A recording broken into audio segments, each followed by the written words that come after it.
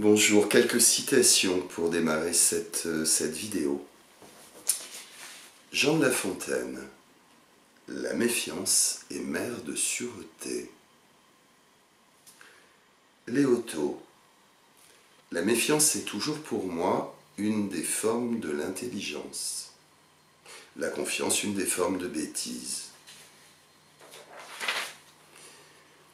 Dino Sénou, la trahison de la confiance donne raison à la méfiance.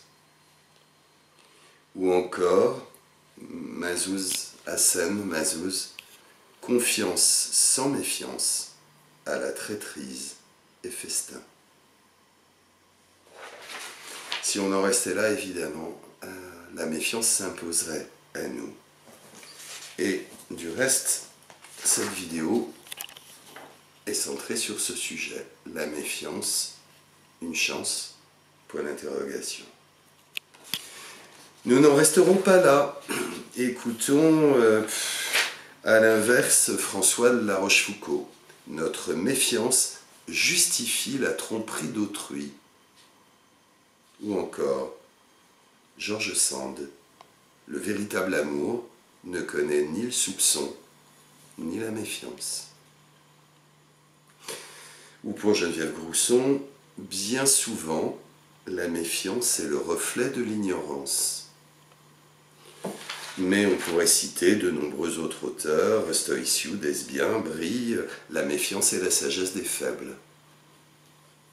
Ou encore, la méfiance est universelle, l'intolérance est épidémique et la confiance aux autres en voie d'extinction.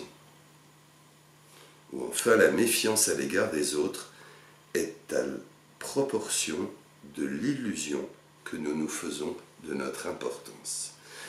J'ai sélectionné là 8 phrases, 8 citations d'écrivains, de fabulistes, de philosophes, et tous nous ramènent à cette question de la confiance et de la méfiance, et nous trouverons des dizaines d'autres citations dans la littérature relatives à ce sujet.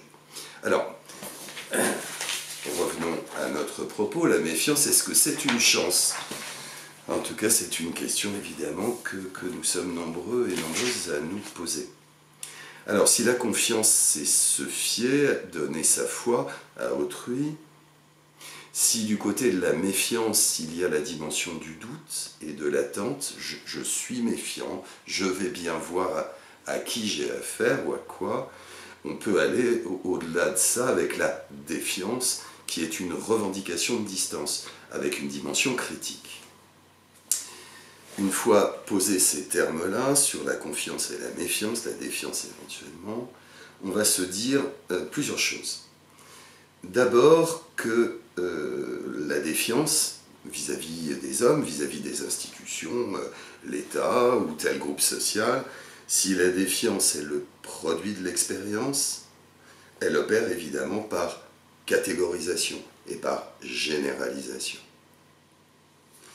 On va se dire qu'elle fait également son lit ou qu'elle donne une bonne place aux préjugés, qu'elle a l'avantage de la protection, j'évite de me mettre en danger, mais qu'elle met en gros tout le monde dans le même sac, ou qu'elle interprète a priori les dires ou les comportements de tel ou tel groupe ou de telle ou telle institution au vu du préjugé qui est le sien, au vu de la défiance qui est la sienne.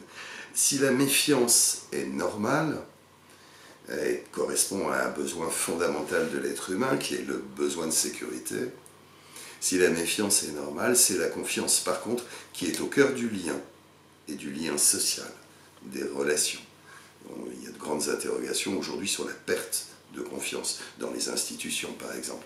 Mais ramenons le sujet aux relations interpersonnelles, la confiance ou la méfiance.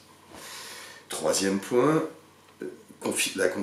être confiant, ça ne veut pas dire être naïf, mais ça signifie ouverture, ouverture aux autres. Elle est évidemment extrêmement difficile à construire, cette confiance, parce qu'elle met du temps à se mettre en place, et la trahison vaut immédiatement rupture du contrat de confiance. Elle est donc extrêmement fragile.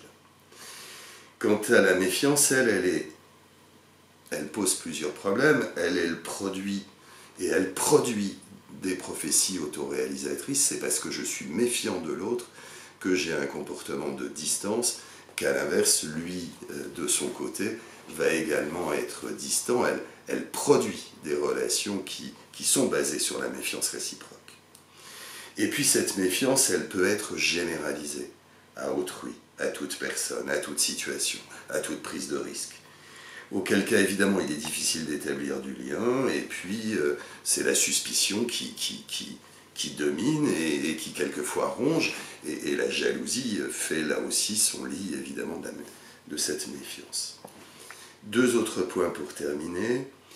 La confiance et la méfiance, dans l'expérience qui est la mienne, elle peut être à l'image de la confiance ou de l'absence de confiance vis-à-vis des autres, mais également vis-à-vis de soi-même et vis-à-vis de l'avenir.